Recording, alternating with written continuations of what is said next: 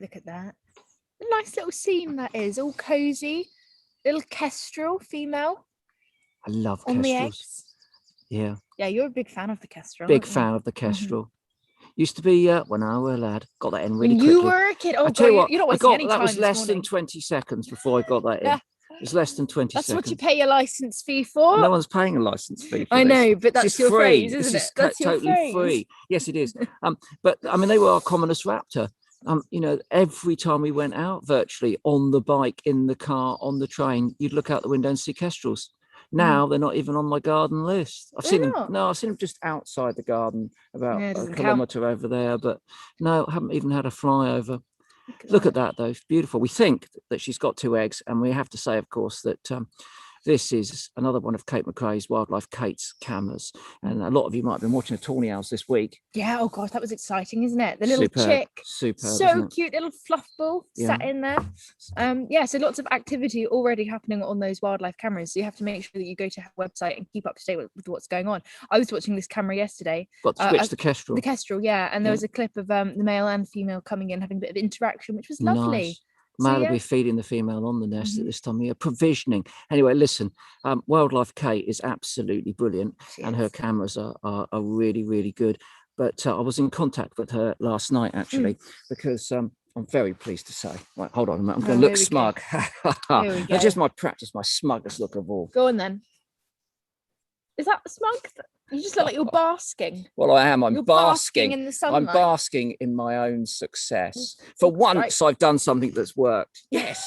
It happens rarely. Basically, it only happens once or twice. In January, I got 3 tawny owl boxes from Raptor Aid. You can get them on eBay. Money goes to the charity Raptor Aid, and I painted them black. And I climbed up to the top of a ladder, much to Charlotte's disappointment. Yeah, because I wanted to get them high. And I wanted to get them so that when the young owlets, hop out, they've got branches to hop onto. So I didn't want them just on trees low down where there was nowhere for the owls to land but the ground. Anyway, we had the tawnies calling in the garden.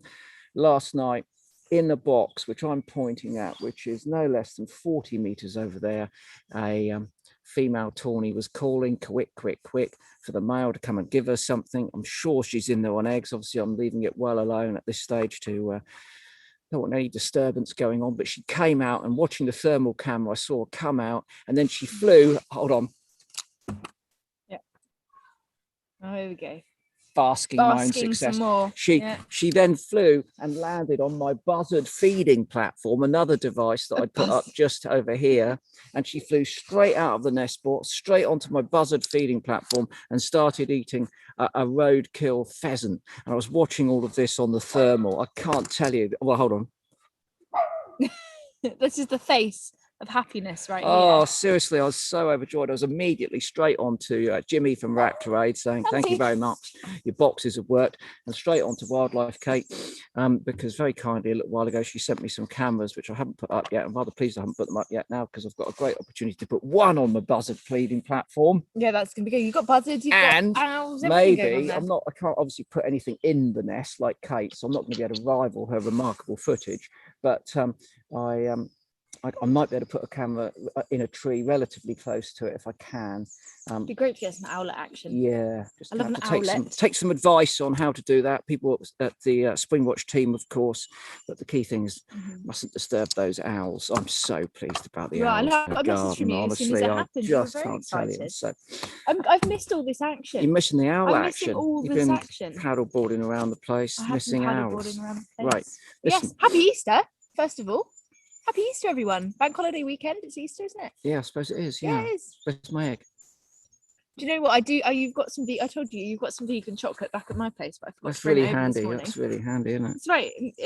It just means you'll have a treat later on in the week when I see you next. Right. Okay. I'm so forgetful in the morning. I'm not a morning person. Although, do you know what? This morning, I get quite grumpy in the mornings. It's not my favourite time of day. And this morning I woke up and I was just, the sun was out. It was a blue sky, and I was just feeling great. I was having a little dance. It was a great time. Yeah. Just forgot the chocolate. Never mind. Okay, look, what we got coming up today, we've got some really good stuff. Professor Ben Garrod, the one and only Professor Ben Garrod, is joining us soon. I don't know Ben terribly well, unfortunately. I follow him on social media and I watch what he's done on TV. He's a really, really top bloke. He's massively into osteology. He's good on his bone. He's good on lots of things. He's good on his bones. And today he's going to be talking to us about dinosaurs and perhaps even a series of books that he's written all about extinction. So he's there. Then we've got, what else have we got? We've got, as part of that, we've got Tom Wilkinson, who has designed, fabricated, made what he thinks is the sound that T-Rex would have made. Okay, but before we hear anything more about that, you know what I'm going to ask you? Yeah. What would a T-Rex sound like? What do you want me to? Yes, I do. Yeah. Well, I see. I really do. When I made a program a few years ago, The Real T-Rex, and we looked at it and we decided that T-Rex would use infrasound, really low frequency sound like elephants use, for instance. Grumbles. And it would have been, and we know this because someone in America had done a CAT scan of a T-Rex skull, including their ear. And they found similarities in the structure of the ear to that with animals that use infrasound. And of course, it had big feet, and there's no, it might have been communicating and feeling the sound through its feet. So what did it sound like? Well, I won't be able to do it. It's too low frequency. There we go. That was what I was after. I don't Awful. know. Well, we're not capable. We're not capable. Not capable. Leave that to Tom And in a also, minute. fantastic film coming up from Simon Watts about a little bird really close to my heart. Actually, before we moved, we used to have them in the garden, and to say that was an extraordinary privilege would have been me going like this. Which is what I did every winter when they turned up on my bird feeder. We're talking about willow tits, Britain's most endangered resident birds, and a beautiful film from Simon coming up a bit later on. Anyway, that's what we're doing. I've got a few books to review here. I've got a few artifacts that I picked up this week. We've got a bit of a soapbox. Ben's going to join in with that one. He's got something he wants to tell us about. He's very excited about some new acquisitions. But first and foremost, we have to tell you the news. There's been big news this week. Yeah. I don't know if you have seen on Twitter. We did share it there, but we have return of CJ7. CJ7 is back. Yes, she is. Here she is. Look at that. This is when she arrived. She spent a little while behind the camera. I think she was feeding before then she went onto the nest. But if you remember last year, of course, we were following CJ7 as she was waiting all season for a male. She's a translocated bird, part of a reintroduction project by Birds of Poole Harbour. And so if successful, if she does happen to breed this year, which we're keeping everything crossed for, it will be the first time ospreys have bred in the south of England in nearly 200 years. So all eyes on CJ7. Hopefully a male will turn up. Hopefully. Come on. Honestly, I've got my toes crossed. Come on, you males. Come on, boys. You males. She's ready. She's got a nest. She's ready. She's waiting. She's in the mood. Look at that. She's looking healthy. Best osprey view anywhere. Yeah. Bit biased because they're mates of ours and it's just down the road and we want them to be breeding in the south of England. We Other really osprey cameras are available. And there are some beautiful ones, but we love this one because our expectations were so high last year and unfortunately that male. Well, she did. She laid an egg, didn't she? But without a male, of course, it was unfertilized. But hopefully this time, I feel it, this year is the year. You think 2021, so? year of breeding ospreys in the south of England. Superb. And of course, next Saturday, you and I are going to be hosting the Rewilding Summit. We are. We're very excited. So that's Saturday, April the 10th, with Birds of Poole Harbour. It's going to be spread over all of Saturday. We're having fantastic conversation with some of the country's leading rewilding experts, talking about how the process works, what it could achieve, notable successes, of course. Yeah, we're talking about white storks. We're talking about beavers. We'll be talking about ospreys, everything. Eagles. The whole lot, birds of prey, everything. I mean, so it's a big range of different things, lots of different talks, lots of different events throughout the day, and you can book your ticket. There should be a link below on the chat so you can head over and get your place and be part of the summit, be part of the conversation, which is really exciting because and also optimistic. We're moving forward and we have to think about rewilding more seriously and implement it. So it's going to be a really important day. But many of those projects illustrate that if we actually get out of bed and do something, rather than pontificate it for ages. So I'll just have a little fiddle with an artifact there. If we pontificate about it for too long and nothing happens, then nothing happens. But if we actually get on with it, we can do great things. And we've got some people who really get on with it joining us for that summit. So that's next Saturday, April the 10th. Hope to see you there. Right, now, what people have been sending in, we've got some hairs, I think, haven't we? Boxing hairs. Yeah, so of course we like to check our South Isolation Facebook group because lots of you post amazing photos and videos. Thank you so much for that. Always do please send them in to us. This one was from Paula Cooper in Norfolk on Twitter. Oh, look. This was boxing. Look at that. I hadn't seen this. No, I haven't seen this either. That's amazing. That's quite a bout, isn't it? It is. That's a serious boxing section. Yeah, isn't it? now in the past, when I were a kid, we used to think that these were two males. That is an extraordinary. I tell you what, Fabes, let's run that one again. That's a lovely piece of behaviour. Let's have another look at that. So when we were when I were kids, that's 4 times already. Yeah. Anyway, sorry, I'm not counting. All right, but we used to think that these were males displaying to the females this was a show of strength and dominance. But very often we now know that it's the female keeping an over-amorous male away. So one of these could be a female frankly saying to the male, "You're not my type."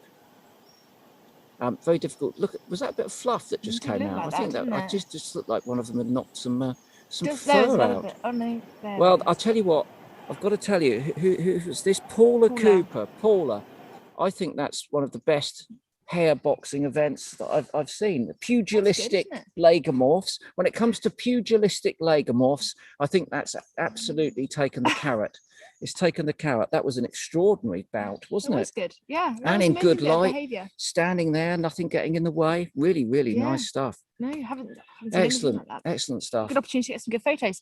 Next, we've got this amazing photograph from Carol Hickson on Facebook. One of my favourite bird species, the tree creeper. Oh yeah. Look at that. Hiding in there. They're calling at the moment, singing as much as they do. Yeah. You know, not the world's greatest songsters, the tree creeper. But I was out by the gate this week and there was one calling away. I was rather wishing I put up some tree creeper boxes. Oh, I didn't know you could get tree they're funny. Boxes. They're like little half drain pipes that you clamp to the tree, and they're made of woodcrete with a couple of entrances. Yeah, but the key things was they stopped the old great spotted woodpecker getting in. And we've seen that happen a few times. Spring watch. Honestly, I don't think we've had a tree creeper nest that hasn't had attention. We've had them fledge, but not without a bit of drama. Not without a bit of drama from the great spotted woodpecker. So I don't know. Maybe is it too late? Do you think, or should I rush an online order this morning? Oh, if you get it tomorrow, modern day. Could put a few up. Why not? See what happens. If worst comes to worst, they're up for next year. Got dead trees and flaking bark. I guess the thing to do would be to put it on the dead tree close to the flaking bark and see if they would go into the more secure side. See what happens. I think I feel compelled now. You feel compelled. You've got to get on your bird box. That's another 50 quid, isn't it? You can make them actually tree creeper boxes out of wood, but when I thought about that, I sort of thought, well, if the great spots peck into wooden tip boxes, surely they'll just peck into the wooden tree creeper box. I'm not. So do you make it? I'm totally. You're not the best at woodcraft. I mean, look around you. No, well, it's not that, but look around you. Put more than 30 boxes up here. They're all concrete. I'm not trusting those great spots. I love a great spot. I know. I'm not saying I don't like them. Everything's got to eat, hasn't it? Okay, I think we should get on to our guests. Yes, let's do that. Okay. Professor Ben Garrod is a remarkable biologist. I think it's difficult to you see. So if you say zoologist, it's not. His depth of knowledge is very, very broad. He really does. Yeah. He writes some fantastic books, particularly books for young people too. You might talk about to us about those this morning. Ben, are you out there in the virtual ether? I am. I'm here. Morning, guys. Happy Easter. Good morning. Happy Easter. But Ben, we've been going for more than a year and you've never been on, and we've been talking about getting you on for absolutely ages. Yeah, you've clearly been busy. What have you been up to? Well, like you said, Chris, I mean, I've also been putting up bird boxes. I live on a lovely sort of communal crescent in Bristol, and we've put up about 20 boxes this year. We've been rescuing chickens. I adopted a baby buzzard last year that we had to raise and help fledge and sent to the local sanctuary around here. And I've been, as you say, writing books. I've been writing 8 books so far, so kind of busy, and teaching as well. I don't know how you do it, Ben. Honestly, 8 books and teaching. I mean, Yeah, that's a lot going on. Hey, listen, Ben, before we get into anything, I know you're going to set today's quiz for us. So should we set the quiz and then we can have a chat? Absolutely. Let's go for it. So I don't know whether Fabian has any photos to stick online as well, but I've only got a couple today, and I do have a mystery one actually. So it's a bit Easter, a bit Clory. My first one is this cast here. It's a long cast. It's about the size of a banana. It's very broad at one end, and it's not too sharp at the other. It's about 18 centimeters in length. That's a good one. You've got a photo there, Ben. Brilliant. Oh, that's it. With scale, Chris. I thought you'd like the scale bar there. I like the scale, yes, slightly better specific than my pound coin. Altogether more professional, just what we'd expected from Ben, of course. Okay, yeah, that's great. I'm very envious of the cast as well. Actually, aside from the authority and with the scale, I'm very envious of that cast. My second one, which I think you will be really envious of, Chris, is this monster here. So this is the largest claw ever in nature. It's at least 50 centimeters in length. There's only a few of these that have been found. You can see with the scale bar there again. And this was found about 70 million years ago from an animal that a lot of people don't know about. So I'm going to see who guesses that one. That's amazing, isn't it? What a thing that is. The largest claw to ever have been on an animal. Imagine having that in your nails. I like that very much indeed. So we're going to have a bit of a dinosaur theme this morning, Ben. How did you tell me, how did you get into, firstly, wildlife biology, osteology, and then your interest in paleontology? Lots of ologies. Well, when I was a lad, I well done. Top work. Thank you. I grew up in Norfolk, so I saw your hairs a second ago. I grew up in coastal Norfolk and spent a lot of time with both my grandparents, and they were both from the country. So we used to spend a lot of time walking through the country, a lot of time walking along the beach. And it was just, I know you can relate to this, both of you, but it was finding fossils on the beach, finding bits of beak or finding feathers that I didn't recognize. And this was the time when we didn't have the internet, and it was Gerald Durrell books and these lovely old guides, and we would go back and flick through, and it was that wonderful sense of adventure and quest and questioning the world around you. And the more I didn't know, the more it inspired me to go and find out. So I am old enough to go back to the library, and I'd have to go to the library to find a book on birds, and it was just that wonderful sense of exploring the world by the things that I found every day around me, whether it was we used to see moles over farmers' fields, and just to see a little mole as a kid was amazing for me. But also to find a porpoise skull on the beach really threw me and really inspired me to get into my biology. And as you say, Chris, bones quite specifically, and then into conservation and paleo. I've always loved my paleo. So even as a kid, it just inspired me, and I've never lost that love, really. Ben, to be fair, there are not a lot of easily accessible books available then and now about osteology, the study of bones. You did your fantastic television series, which was a revelation at the time because no one else had sort of had touched on it. What do people do if they are getting into bones? Where do they find that information these days? There are some really lovely old books. So there's one by a guy called Corbett, which is only a tiny little green book that's really sort of a mainly British species on there. It's still available online. Rick Morris, Skullbloke on Twitter, is doing an osteology book at the moment, which he's been saying for the last couple of years. So I assume right now he's busy writing away. But the best way, same with, again, you both, I guess, is just getting out there and exploring. So I started by looking inside owl pellets and just learning the differences and just seeing which bits went where. And it's a lot of it is self-exploration and finding what fits. And then luckily we do have a lot more in terms of resources nowadays online and the books than we did a few years ago, but still the Gerald Durrell books are a good place to start, I think. It's that natural sense of curiosity, isn't it? That mystery, I suppose, because that's when you find something, you've got to piece together a puzzle. And particularly when it comes to paleo things, then it's, you've got to piece together a quiz of something that happened millions of years ago. And that's where that extra excitement, I think, comes from my perspective anyway. Yeah, I don't know. But Ben, we get a lot of people, sending us pictures of bones on social media because they do struggle to identify them. A lot of people see the breastbone of seabirds. Sometimes they imagine their skulls because they see the two sockets in the rear of those and imagine their eye sockets. It's hard for people to sort of see inside animals if they haven't dissected them. So what are your top tips when it comes to bone ID if people pick things up in the UK countryside? First of all, try and visualize where in the body it fits. So if you know if you in your head know it's a skull, then as you said, Chris, with the pelvis or breastbone, think where it would fit and where would the attachments be. So does your bone that you found really fit into the part of the body you think it does? First of all, so try and imagine it as part of the bigger animal, and that'll help you identify whether you might have the wrong or right bit. The second tip I have is if you find a skull, very often people will find a skull about that sort of size, and it's got quite square teeth with little projections on. It's carnivorous, but about this size.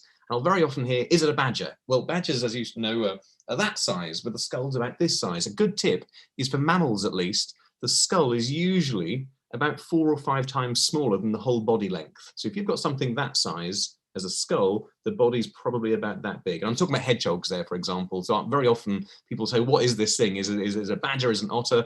Think about the whole animal, and then how does your skull fit there? And my third one is, if you take your bones, your skulls home, if they're all ethically sourced, obviously, make sure you clean them up, a little bit of fairy liquid, a little bit of a toothbrush, don't use bleach or anything like that, and then label everything. I know this will appeal to your inner geek as well here, Chris. Make sure everything's labeled, make sure you know where things come from, because believe it or not, if you find them now, when you're as old as the three of us, you will forget where a lot of these bones or these feathers think of. So start curating your own little museum collection, and that's what conservationists and biologists and museum curators do anyway. Yeah, when you did your bone series, I think you went to the Jardin des Plantes in Paris, didn't you? Isn't that where that really astonishing collection of skeletons is? It is. They did that classic thing, Chris, where they made me wait outside, and I'd never been. I can't believe I'd never been before. And they made me sit outside while they set up, and it took a couple of hours. I was getting really frustrated, and I said, "Oh, look, I can still pretend I'm excited when I walk in. Please let me go in." They said, "No, we want to see that genuine surprise." And I walked in, and it really was like a herd of animals, running, flying, leaping, swimming, gliding towards me. And it was shocking in the most marvelous way, because suddenly as an academic, you can see all this form and function and all this diversity within the evolutionary context there. And it's beautiful. It really is. And a lot of people think, oh, it's morbid, it's macabre, it's all, don't you prefer live things? Yeah, of course I do. But to see that, as you said, Megan, really helps us understand the context of different species, how they evolved, and ultimately how they can fit into their ecosystem. The mechanics of how things work, isn't it? And you're really good at explaining that. All your incredible, I love the one you did on skin recently. It was really fascinating. And of course, you do a lot of books as well. So tell us a little bit about the books that you've been writing recently. So I'm now finishing writing a series, an 8-part series on mass extinctions. We hear so often, this is what spurred me to do this, we hear so often we're now going into our 6th mass extinction, and kids say it with real authority. And I do like to challenge young enthusiasts in a good way. And I always say, well, that's great. What were the first 5 then? And you always get that perplexed, the dinosaurs one? It's like, yeah, that's one of them. Where are the others? So these aren't the most sad parts of our prehistory on Earth. These are some of the most iconic, influential moments in evolutionary history. Every time we see a mass extinction, yes, it's terrible for those organisms and taxa and species that we lose, but actually it's a bonanza and a huge opportunity for other groups, other organisms, whole clades to suddenly pop up. So I wanted to write about these mass extinctions, not from a doom and gloom perspective, but to really understand what mass extinction is, to see what drives extinction, and to see ultimately how it provides an opportunity in some ways for nature, in order for the kids to understand what we're now going through in terms of this mass extinction. And I will say, spoiler alert, this isn't the 6th mass extinction in my terms. We've had quite a few more before this. Excellent stuff. I was once fortunate to be at a T-Rex dig in Montana, and the paleontologist there was actually less interested in T-Rex and more interested in what happened next. And he showed me a line in the sand, quite literally in the strata, which was formed when that meteorite hit the planet, and he was interested in what happened immediately after that. And there was some staggering statistics about the explosion in the diversity of mammals once the large reptiles had lost their grip on the planet's surface. Absolutely. And again, when you mentioned the hairs earlier, things change. This is why science is so great. For anyone young who's watching And I often get asked, well, don't we know everything? I wish. I mean, we know the tip of the iceberg. And that's so exciting as a scientist and as you, Chris, and Megan, as zoologists and conservationists, that there's so much we need to learn out there. And this is a really good example of this. So when I was much younger, we were told there weren't many mammals. They were just scrabbling around like shrews and things like that. We now know there were primates, like our own group, for example. We know there was a whole bunch of animals we might recognize today. So the mammals were there, but they weren't the dominant group. The dinosaurs were doing really well. They were around for about 170 million years. But as you said, Chris, the moment the dinosaurs, well, most of the dinosaurs on the way down, the mammals had the opportunity and suddenly were exploiting the oceans, the air, the land in many ways that the dinosaurs and the giant prehistoric reptiles like pterodons and pterosaurs and plesiosaurs were doing in other environments as well. It's all opportunity. If you see an opportunity, nature just grabs it and goes for it. So yeah, mammals exploded after that. Now, Chris, I was out in Chicxulub. Oh, yes. The crater site just north of Mexico a few years ago. And actually my series is being repeated tonight on BBC Two at some point, I think 8 o'clock or something, the day the dinosaurs died. And we actually were able to go along with a team from Imperial and a few other universities around the world. And they did a core sample. It was a kilometer-long core sample. And again, you could see beneath it was just rock, rock, rock, rock, rock. And then suddenly it was like a Mr. Whippy ice cream preserved in the rock itself, because it had liquefied through a sonic liquefaction. The boom of the fallout was so intense, it liquefied the rock. And you could still, as you said, see that little line of iridium that was a slightly off green. And that was it. I mean, that one line changed the world and allowed you two to be sitting there, me to be sitting here, and the world around us to be as it is today. Fantastic stuff. It's incredible, isn't it? It's fascinating how these events happen, and it just shapes the course of everything. It, as you say, provides new opportunities. And of course, we look at extinction in a wholly negative way in many different ways. And when we think of it on a personal kind of small scale account, of course, it can be quite terrifying. But when you open your mind up and think of the larger scale, it's quite a fascinating process. Glad you mentioned the old pterodon as well. I've got one of my specimens here to show you, Ben.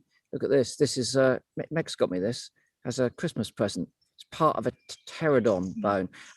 Now, one of the things, I don't know, we love science, learning about stuff. We love the way that it informs us and gives us context. But for me, you know, when I pick up, this is another specimen I've got here. This is a section of a sauropod bone. So this was part of basically an Apatosaurus leg bone. And if I show you on that side, you can see how it's vascular there.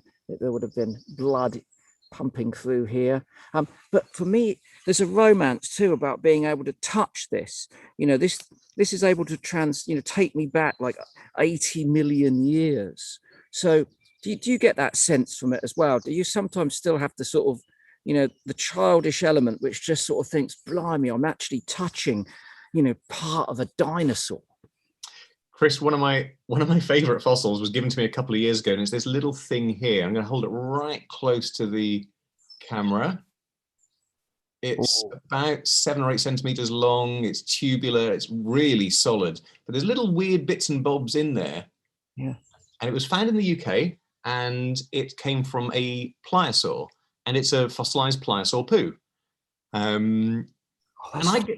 This is a coprolite. So it's a fossilized poo from at least 100 million years ago, from one of these huge predatory marine reptiles. And you can actually, as you said with your sauropod bone there, this was inside an animal that had hunted through the waters and had obviously processed stuff. And again, I get the same level of enthusiasm with this that you do watching your kestrels. And I still love my kestrels, and we have birds of prey flying over mine. But to understand that you can actually see inside here and scan this in ways that would reveal what these animals were eating 100 million years ago, of course that's exciting. And I think that's what so many of us have in science, is that passion, that love, and that childlike excitement that I know you both got, I've got, David Attenborough's got, Jane Goodall's got, we maintain our whole lives. And yeah, that's incredible. So yeah, I still very much get excited by the fossils that I have. Yes, it's not just about the bones, it's about their poo. Sometimes even trace fossils. Now this is a cast of a footprint of a theropod dinosaur that I bought when I was in Texas a few years ago. Somerville County in Texas. It was a fantastic trackway there that we followed in a river. Acanthosaurus was the animal that might have produced this. So, I mean, I love that as well. The idea that, you know, these animals have left what would have appeared to be a temporary, you know, impression in a riverbed, but it's lasted for millions of years, and you can still see something there, not about necessarily about the animal's anatomy, but about the way it moved. You can look at its gait. Sometimes these trackways tell us stories where you've got, you know, herbivorous dinosaurs and then following them the tracks of a carnivorous dinosaur. It's a beautiful thing, isn't it? It really is. And like you said, trace fossils are really important. So as the best one are the footprints usually, but you also get skin imprints and things like that. But it reveals behavior. It reveals, did they live in social groups? As you said, did they hunt with other species, or were they being tracked themselves? So it's a really important part of how we understand an ecosystem when 99% of the ecosystem is gone. So these little traces left are really important. There is a site somewhere, I can't really tell you where, in the south of the UK, where every so often huge footprints like the ones you've got there are iguanodontid. So part of the iguanodon group are revealed as the tide goes out, and it's quite hard to access. But I did visit a few years ago to see these big boulders that had fallen into the sea with, as you looked underneath them, there were these huge footprints still there that a week later might be gone and washed away into the sea. It's exciting. It is exciting. Yeah, that's incredible, isn't it? That these footprints have just lasted the test of time, quite literally. And then we talk about trace fossils there, but then there are certain things where it's really difficult to get to grips with, you know, what, say, dinosaurs looked like. When I was making my T-Rex program, we looked at melanocytes, pigment organelles, and these are fossilized, and they were giving scientists some idea as to the color of dinosaurs. But sound is another thing. By looking at the skulls, looking at the ears, you know, all of the work that can be done there, people have come up with conjecture. And we've got Tom Wilkinson here, who's made us a short film now as to the sound that he imagined that T-Rex made. So Ben, let's have a look at this, and then we can pontificate afterwards.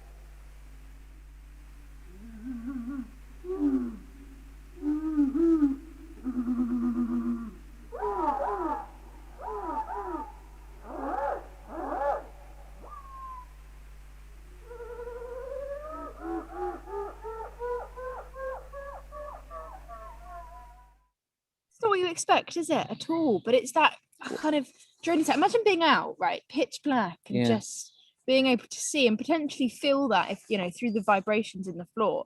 I mean, it's quite an intense sound, isn't it? It is quite I don't know, ghostly almost. Yeah, but you see, every film, you know, every sort of, you know, movie representation of T-Rex since I was when I was a lad, right up to the Jurassic Park franchise, has had them roaring, because we associate roars with things like lions and tigers, which are large predatory animals, and we associate roars with a acoustic threat.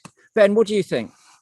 I like that sound clip because it showed diversity of calls as well. And like, again, there's no one better to ask, Chris, but we see birds with different calls for different reasons. And I think we need to understand dinosaurs in a wider context. They weren't these things that would walk up to you and just go rah and then walk off or eat you.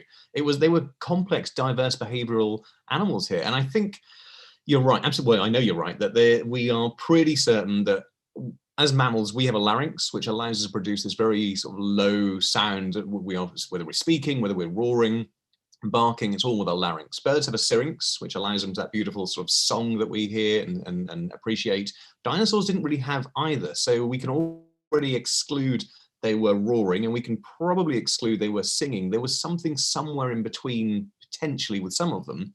But yeah, infrasounds like the ostrich and things. Now, I don't know whether you know this, Chris, but the legend goes the reason dinosaurs roar in films was because back in the 60s, there was I forgot what it's called, the Valley of Quango or something like that, where there's Valley of the Guanji. So apparently that's to blame. So Ray Harryhausen, who made the models, had finished his work and said, right, guys, what sound did they make? And nobody knew. So he went and asked a couple of scientists. They didn't know. And they said, look, no knows, we'll never know. So he went to the local zoo and recorded a lion, an elephant, 2 or 3 different animals, mashed them together and made that as the sound of dinosaurs. And from then on, we've had dinosaurs roaring. So we can all blame Ray Harryhausen for that. So it's a mixture of lion and elephant and everything. That's quite interesting, isn't it? Yeah, I didn't know that story, and I'm glad that I've added it to my repertoire of T-Rex information. Of course, as a when I were a lad, back in the 1960s, watching Valley of the Guanji with those sort of stop motion plasticine dinosaurs, T-Rex and stuff like that, dragging their tails, grey in colour, moving sluggishly. One of the most exciting things that's happened in my life is that, although they've lain in the soil for, in the case of T-Rex, 65 million years, they've changed more in the last 50 years than they have in all of that time, because our understanding of them has increased, profoundly. I'd love to be here in 100 years' time, just for a day. I don't want to be, overstaying my welcome, but, just to find out what we know then about T-Rex. Yeah. Absolutely. I say jokingly, I completely mean this. It's the only celebrity makeover I care about is T-Rex.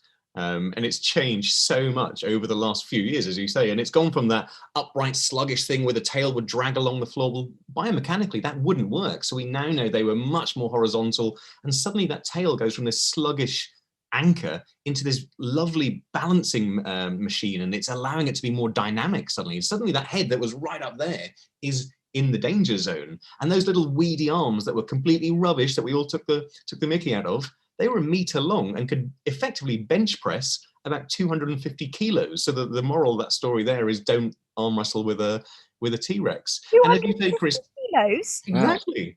I didn't know that. I didn't know they were a meter long either. Yeah. Wow.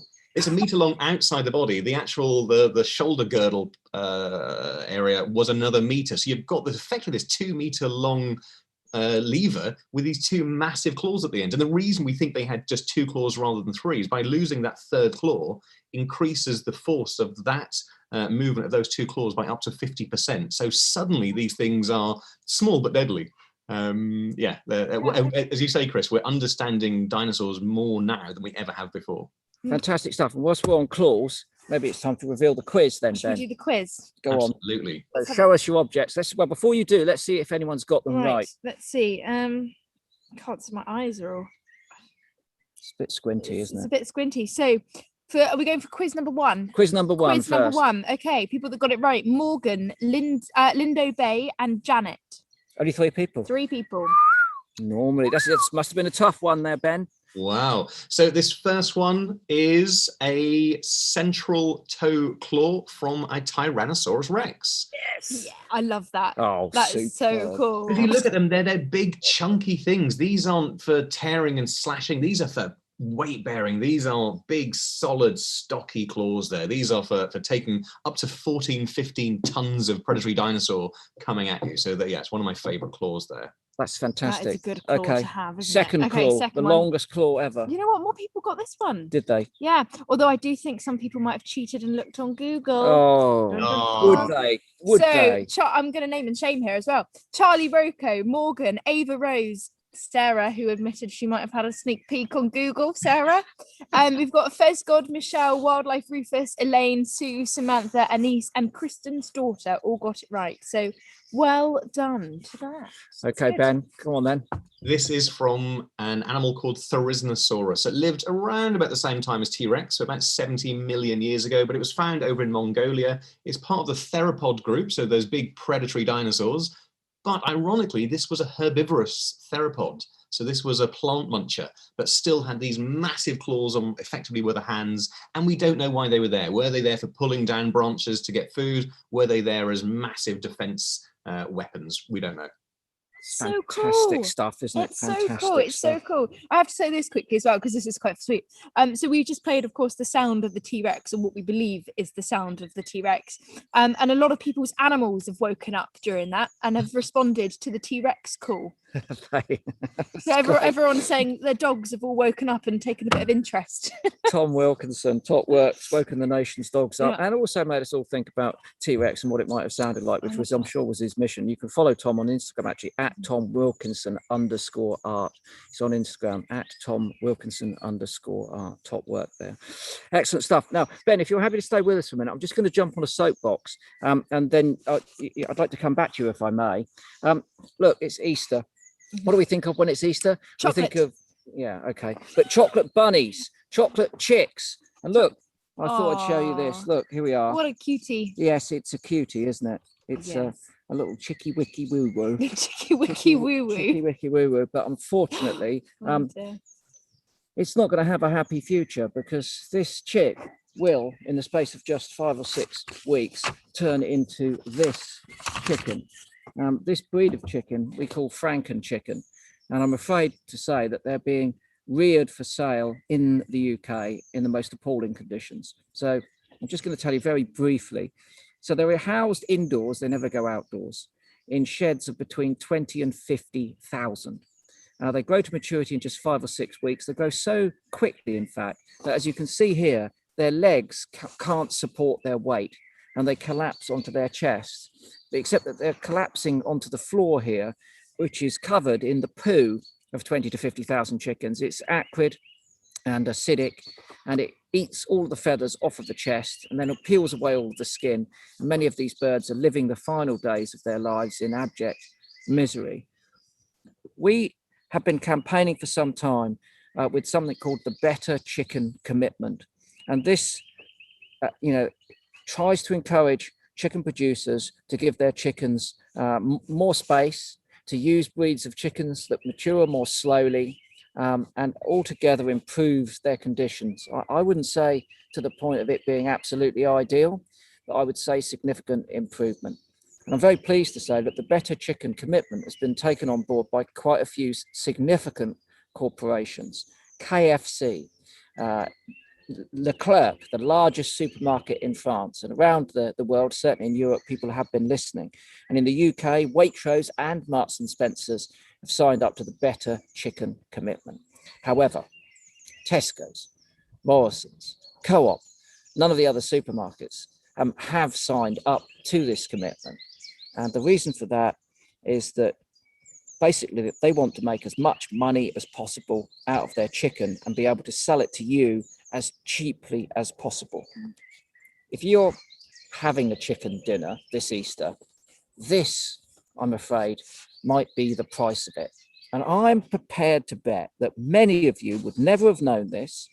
It's out of sight and out of mind. It's not your fault. When you go shopping, you're unaware that when you're in the supermarket looking at that packaged meat, there is no way for you to know exactly, the conditions that these animals were brought up in.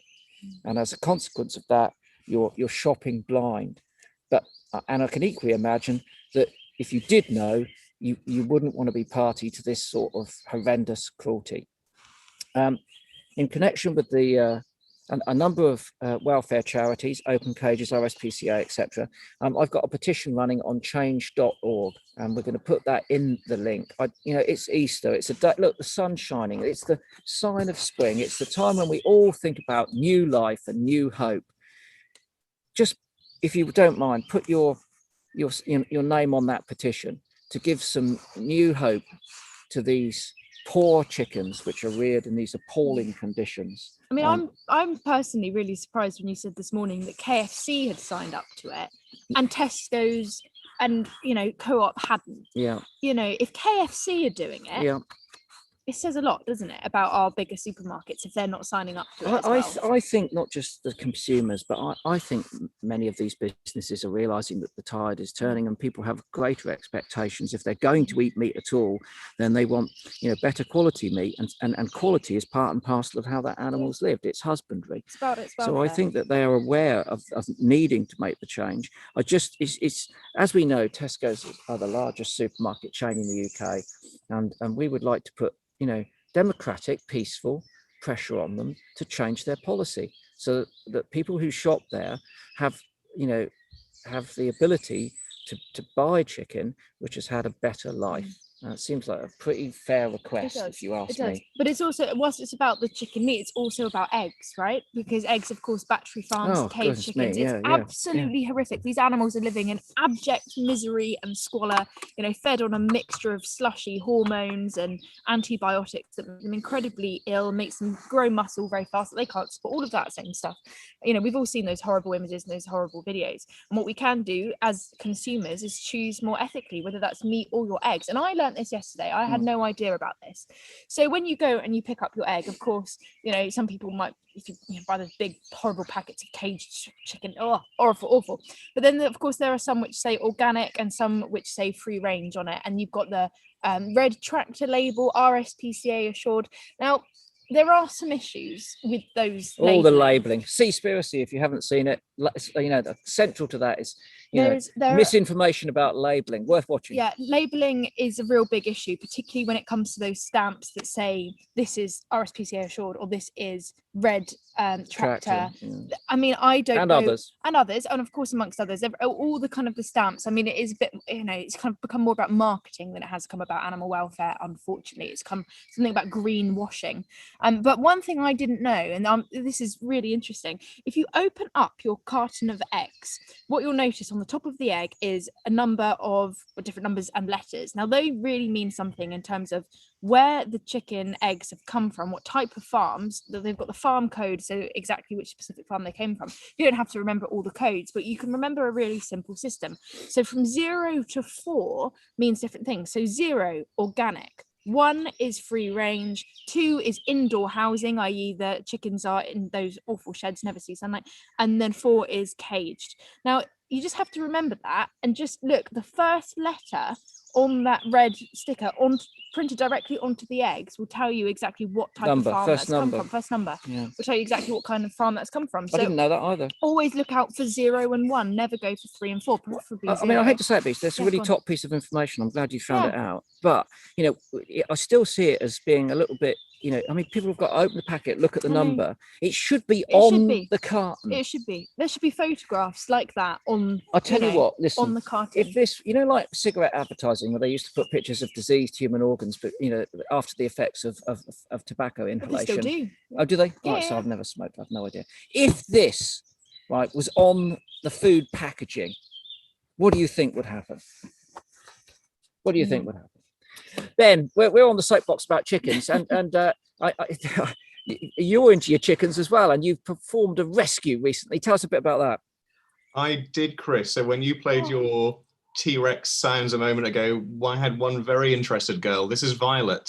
And as you said, Megan, Violet came from a Category 4 facility a few months ago. So again, my neighbours and I, we have, as of yesterday, 18 hens and a little cockerel.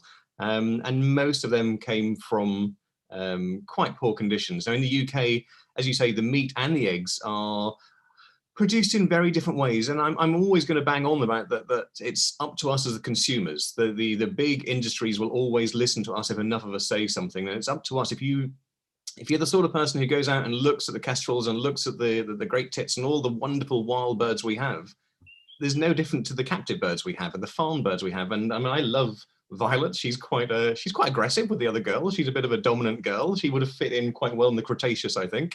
But the wonderful thing is we can see she's got a character, she's got behavior, and she's put on weight in the last 6 months now, and is a much happier, healthy girl. And yet she came from this farm where sadly they're killed after 72 weeks because they're suboptimal in terms of their laying ability. And yet we've had eggs from our girls almost every day. So it's a bigger picture. Yes, I love my chickens, partly because they're dinosaurs and partly because I love all animals, but equally, it's about being a responsible consumer. And whether you're vegan or veggie or you're a full-blooded carnivore, it doesn't matter. We can all be a little bit more ethical and a little bit more conscious of what we eat, where it comes from, whether it's fish, as you said, Chris, or chickens. It's us being a little bit more aware of where your food is, where it's from, and what other animals give in order to do that.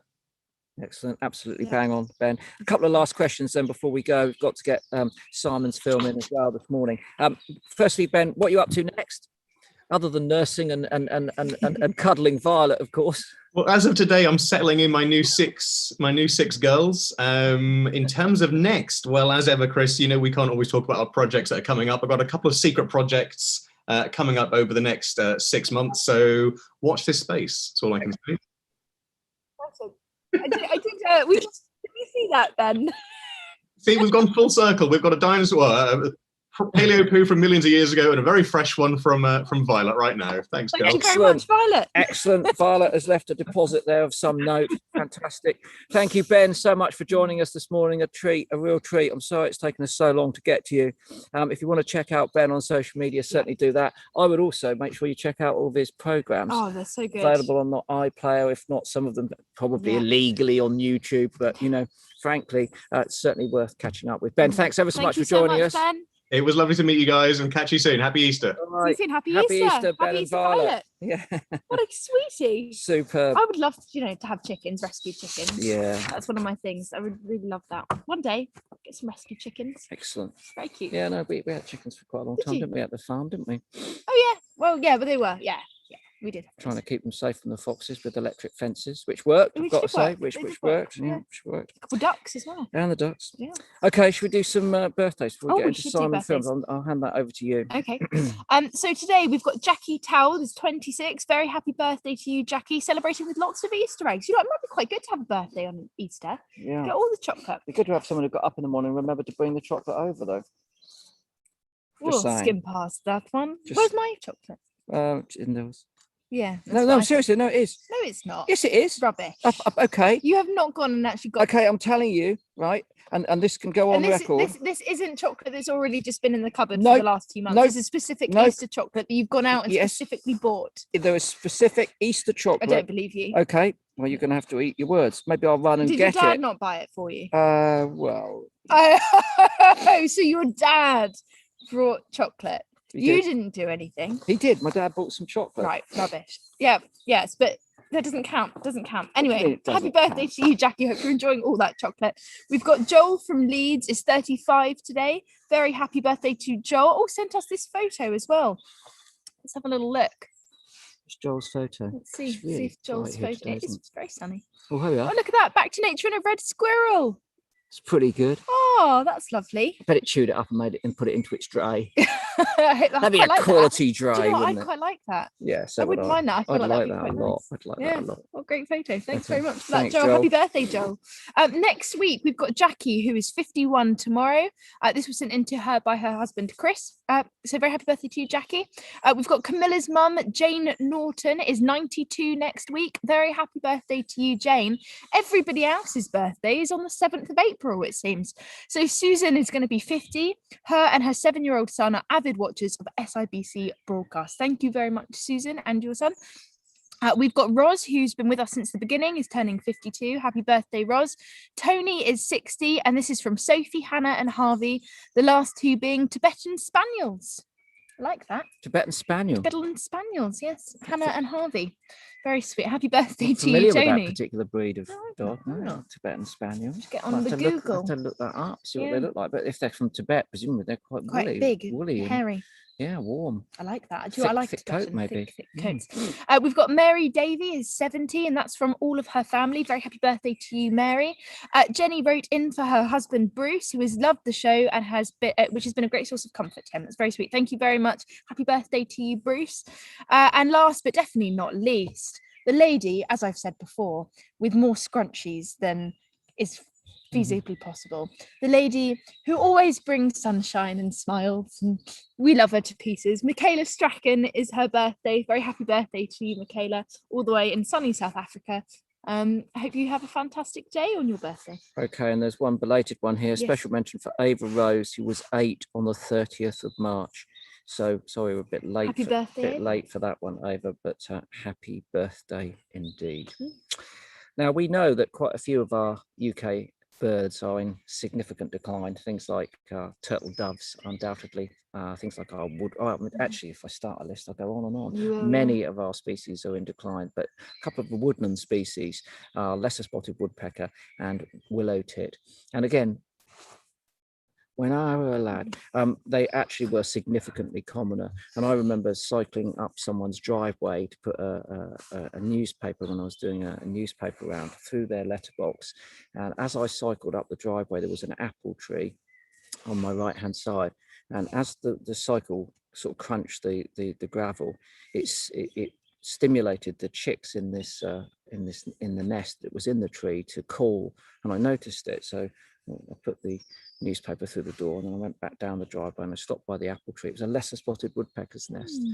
And those were birds at that point you could find when you were doing your paper round.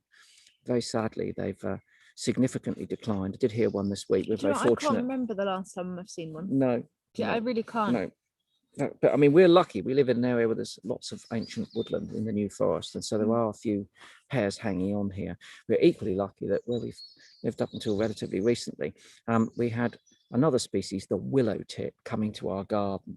And Paul Stancliffe from the BTO came down once to see my willow tits and there was quite a queue of people wanted to see the willow tits because they are now a bird that's so difficult to encounter.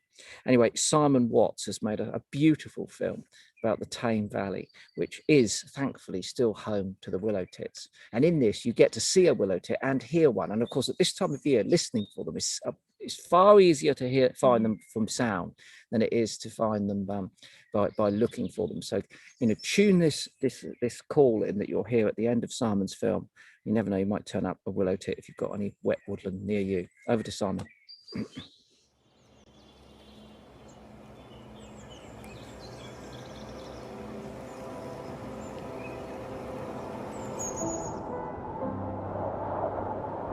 The Tame Valley wetlands in wintertime, a geographical riparian ribbon weaved between logistical, industrial and urban conurbations, through to floodplains and agriculture.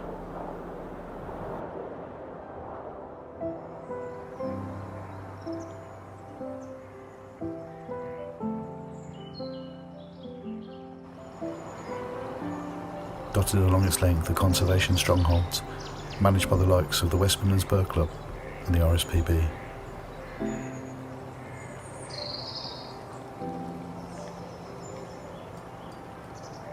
These providing ecologically rich islands, wetlands that expand into wet woodlands, dominated by living and decaying alder, willow and birch.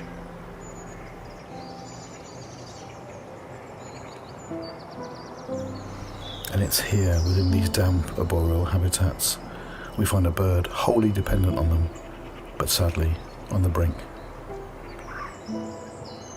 Sedentary and extremely territorial, it's their dependence on these niche environments that have obscenely brought them to the point that they find themselves today, as Britain's most endangered resident bird, the willow tit. But at this time of the year, willow tits stray just as far as they possibly ever will do, in a search for local food sources, this being predominantly seeds. And at sites like Ladywalk, where such provisions are provided in great quantity and variety, it's possible, with perseverance and patience, to see one briefly, nervously taking advantage.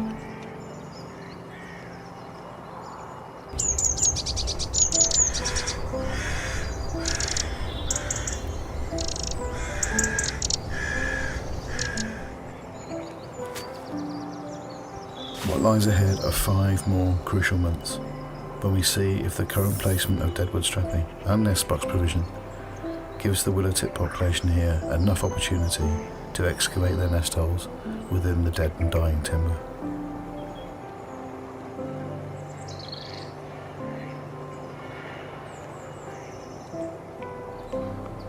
I've been lucky enough to be asked over the next 6 months to document the ongoing efforts of committed and determined groups of people who are charged with not only preserving these small willow tit populations, but expanding them through habitat regeneration along the tame corridor. But only last week, as my last day of January filming ended, I heard something promising, the distinctive and welcome calls of the willow tits. Where this will lead, only time will tell.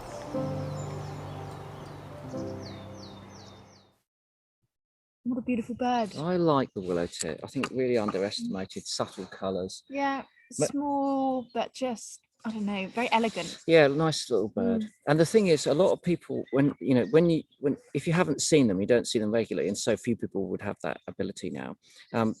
It's said that they're easy to confuse with the marsh tit, and indeed their sort of shape and colouring is very similar. But the interesting thing is that when they started coming to the feeder, they stuck out like a sore thumb, that they were different. So if you're lucky enough to see willow tit and marsh tit at the same time, there is no, they're really easy to identify because they're so obviously different. But that's when they're next to one another. But the key thing is the challenging. call, because the marsh tits are all singing at the moment here, and they have a very, very different call. So this is the time of year to pick them up. Simon, thank you very much indeed for that beautifully shot film. Yeah, it's lovely. Lovely pictures Really of nice. drone stuff there. Yeah, important Smart area. messaging. Yeah, really good. that. And I like that idea of tying up birch logs to the tree. Mhm. The thing about willow tits, you see, is that you can put up nest boxes like blue tit boxes, but they don't like them because they like to excavate their own holes in rotten wood.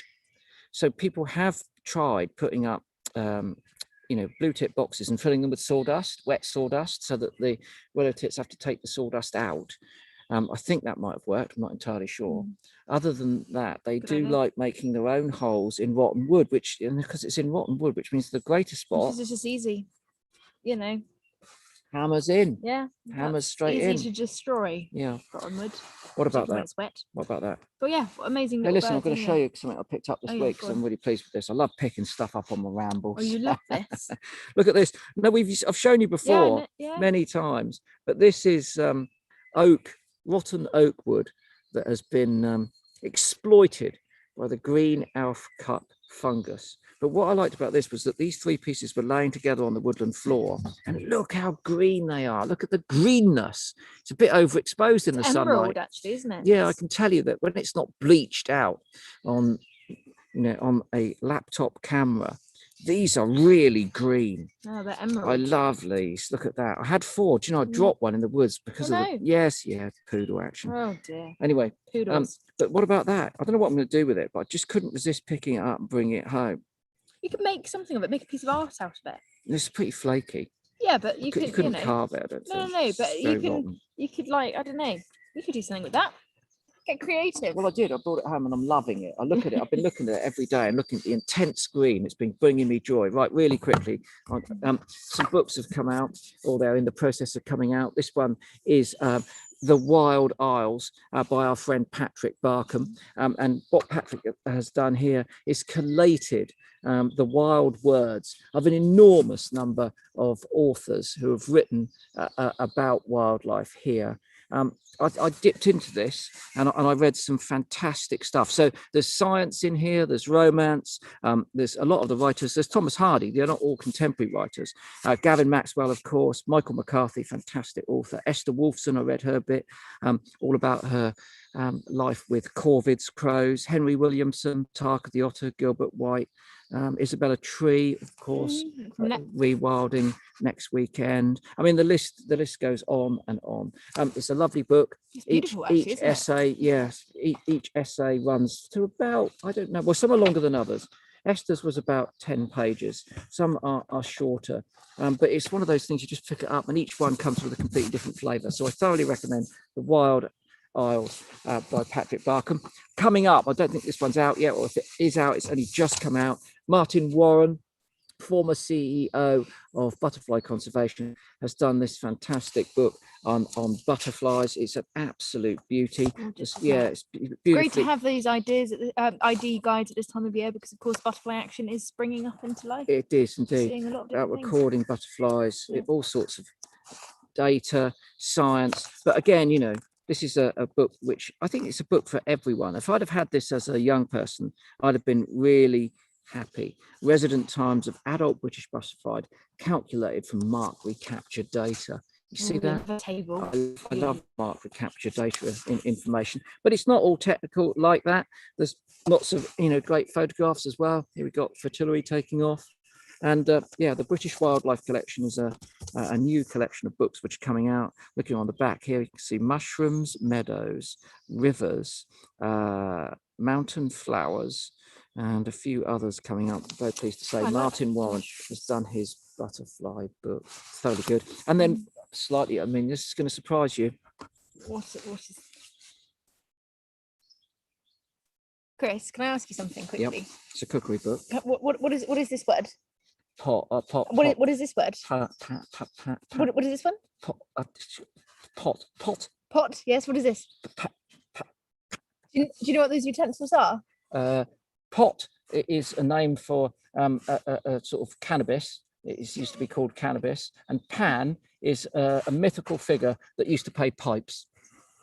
This is an Anna Jones. The reason I've bought a cookery book, okay, yeah, hold on to your trousers, is that this is hold on. There's a very specific reason why I bought this cookery book. One, you apparently only need one pot. Great spot. Drumming. Just...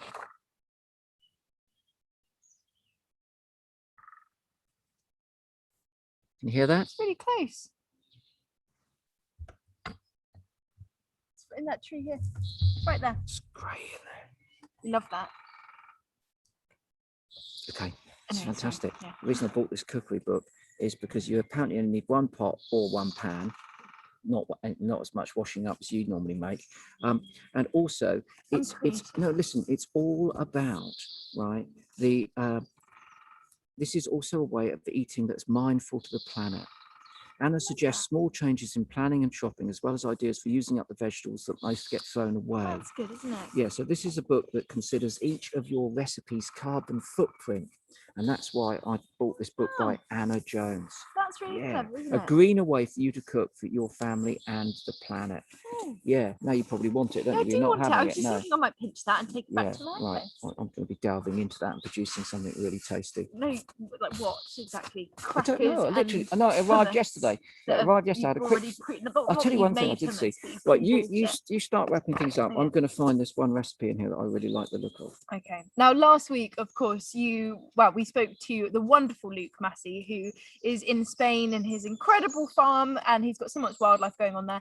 Now, they are, of course, running Wild Thinker, and you can sign up to the newsletter, and they are creating films, I think every month, to discuss life on the farm, all living around all that biodiversity. So you can subscribe to his newsletter and watch every episode as it comes out, life on the farm.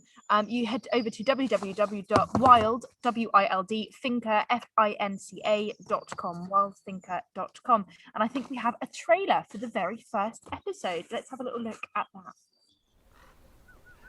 Luke, Katie and Roan have made the Spanish province of Asturias their home.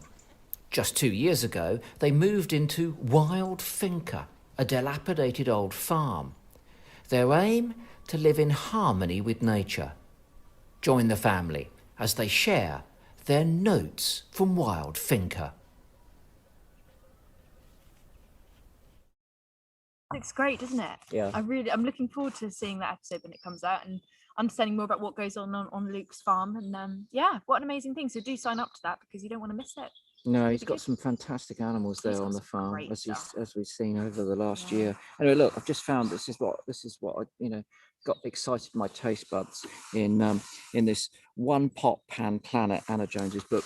Piquant smoke paprika pasta bake. It's a bit of a tongue twister. Right, and piquant smoke paprika pasta bake. Just been looking down the list there. They're not all vegan recipes in here, but this one gets to the end. You can have 30 grams of manchego, or you can go for vegan cheese, finely grated.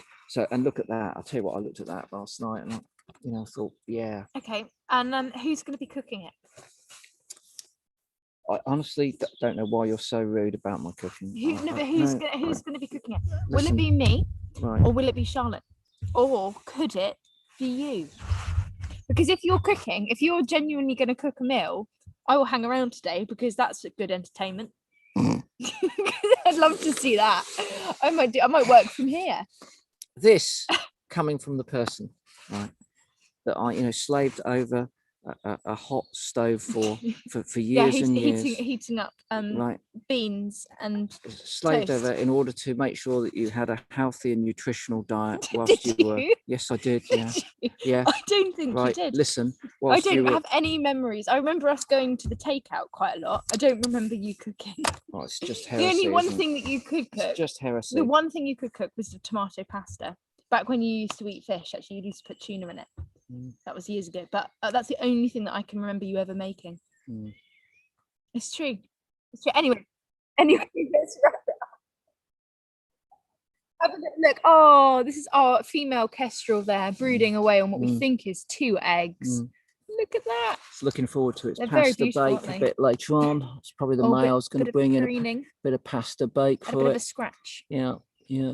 Look at that. What a beautiful thing. That is actually stunning, isn't it? Yeah. Yeah.